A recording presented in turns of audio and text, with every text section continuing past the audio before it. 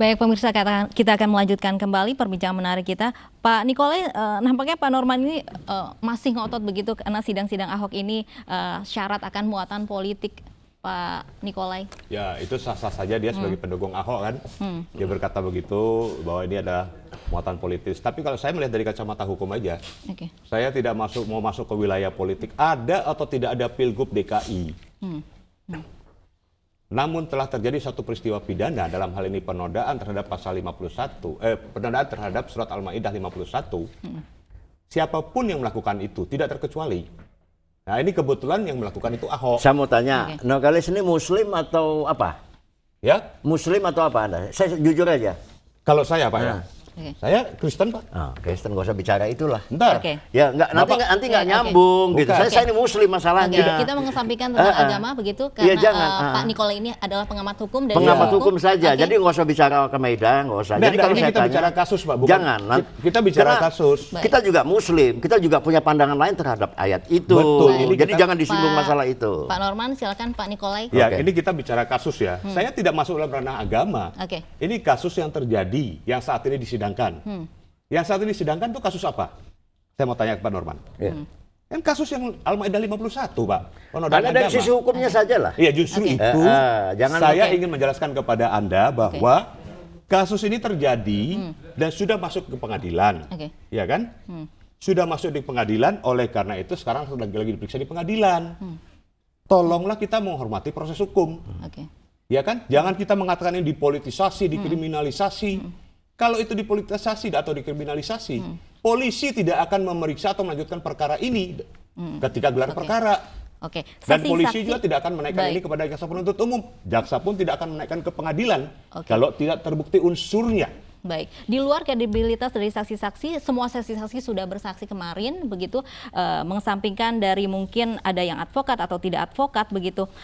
Pak Norman, untuk mengawal dari tim kemenangan Ahok sendiri, mengawal mungkin di luar tadi memberikan kesempatan kepada pihak dari kuasa hukum Ahok, bagaimana juga Anda sebagai tim kemenangan Ahok mengawal dari sidang ini? Ya, kalau kita melihat begini ya, Ahok ini kan dijolimin, kita nggak peduli agamanya apa. Dia tahu aktivisnya sama beliau, seorang Enrico Guterres, panglima tim-tim, itu tanah rumah di rumah saya. Kalau bicara agama, agamanya Katolik dia. Karena ini kita bicara kebangsaan dalam koridor Pancasila. Sebenarnya ini persoalannya kan dibesar-besarin. Ya, kita sudah ada koridor, kita ini sudah lepas loh dari koridor Pancasila. Semua kepengen memaksakan kehendak. Kesannya di dalam sidang ini, ya, yang sekarang ini, itu kayaknya memaksakan kehendak. Ada satu organisasi, ada beberapa kelompok. Maksudnya apa? Biarkanlah dia berjalan tuh hakim. Iya kan? Nah, saya bicara kepada si Nikolai ini, ya lu bicara kayak dalam hukum saja lah. Saya juga punya hak jawab, hak melihat bahwa ini adalah pengadilan rekayasa, saya anggap. Tapi semuanya sudah berjalan, Pak Norman, sudah berjalan, semuanya juga saksi-saksi sudah diterima oleh majelis hakim? Ini kan masih ada beberapa saksi lagi ini. Ya, biarkanlah. Nah, apakah saksi ini terpengaruh apa tidak? Kita lihat, diuji di sini, ya jelas nih. Saksinya bodong nih saya lihat, yang satu. Yang kedua, Gus Jo bodong juga. Ya kan, biarlah hakim yang memutuskan ini. Jangan paksakan, udah kalau memang sudah berjalan silahkan berjalan dengan baik. Tapi ciptakanlah suasana damai. Iya kan, jangan memaksakan kehendak, jangan kita ribut. Udah biarkan aja, kita serahkanlah kepada hukum. Kita percaya kepada hukum. Pak Nikolai, di luar itu mungkin ada sisi-sisi yang juga dilaporkan oleh kuasa hukum Ahok begitu. Apa-apa saja sih yang mungkin layak untuk dilaporkan seperti tadi data-data dirinya dan keterangan palsu seperti advokat tidak advokat, sebatas apa? Jadi itu saya udah bilang sampaikan tadi.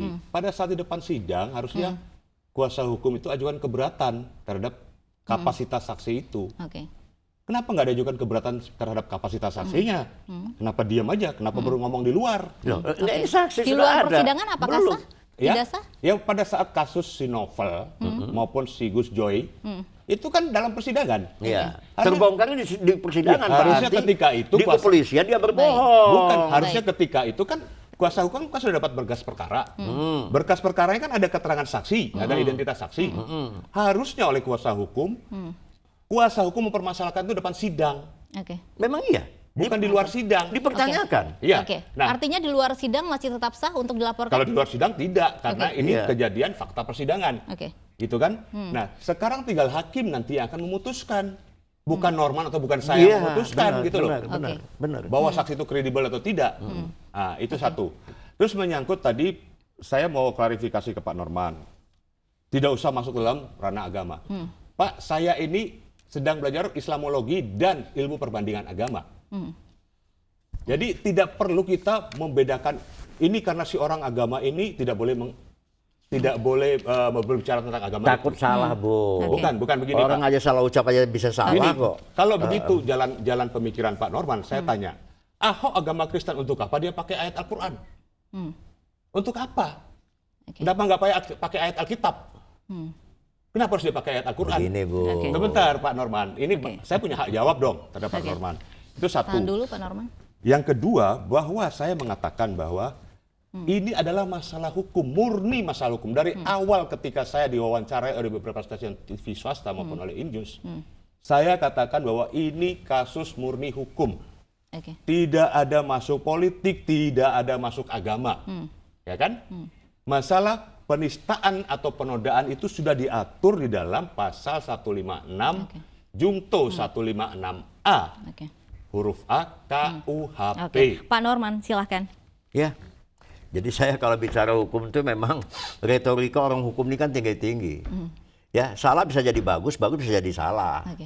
Kalau saya real saja yang saya lihat bahwa benar kadang koridor. Kalau orang hukum mengatakan bahwa itu adalah koridor hukum murni bagi orang hukum. Laris itu pengacara, berdebat lah kan gitu kan. Kalau saya koridor sisi lain yang saya lihat bahwa ini nggak layak loh. Ya kalau kita misalnya dalam koridor negara Pancasila yang kayak gini-gini itu nggak perlu ditampilkan lah, ya kan? Ini kelihatannya ada sedikit perbedaan seolah-olah Islam itu seperti, gue juga Muslim, dari kecil juga Muslim, nggak begitu-begitu banget ngototnya gitu.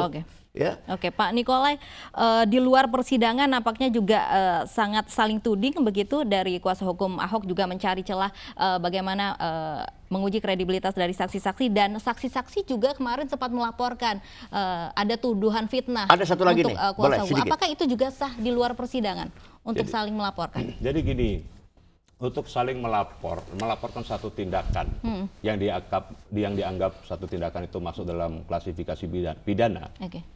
Itu kan hak setiap warga negara. Dia mau melapor silakan. Perkara nanti laporannya diterima atau tidak, dilanjutkan atau tidak, itu biarkan aparat penegak hukum nanti akan menilai untuk menindaklanjuti atau tidak menindaklanjuti. Sah-sah saja.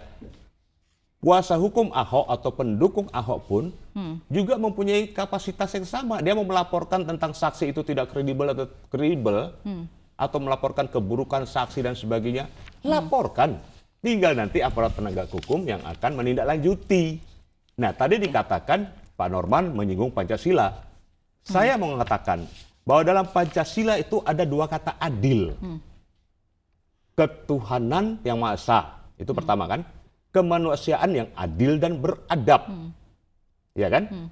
Kemudian keadilan sosial, itu pas yang kelima ya, syarat kelima. Keadilan sosial bagi seluruh rakyat Indonesia. Ada dua kata adil.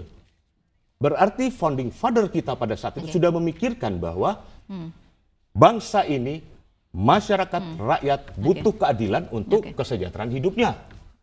Jadi kalau kita berbicara Pancasila, kita juga harus melihat dalam Pancasila adalah sumber dari segala sumber hukum yang berlaku di Indonesia. Pak itu Nikolai. Pancasila loh.